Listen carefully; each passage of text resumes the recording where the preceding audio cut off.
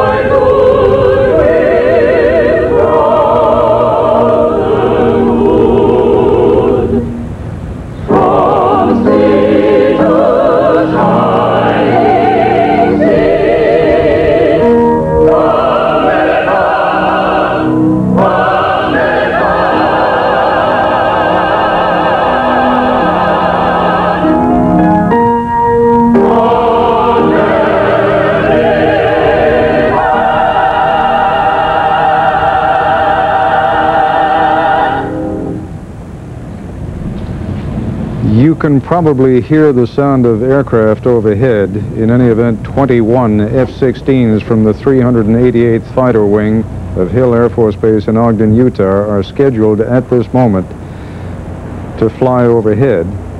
I think I was just reacting to the natural sound, but in a moment, I am sure it will happen. So let's just let the scene play out.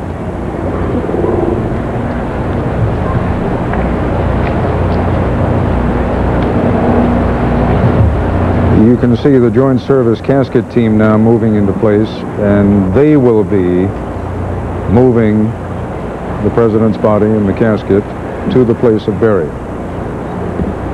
Mr. Nixon is due to be buried next to his late wife. His family will now be escorted to the committal site by the celebrants, presidents, and first ladies. We ask that you remain and listen as Dr. Graham conducts the committal service. Please rise for the playing of the honors and the national anthem. We've only seen 4 aircraft overflying there.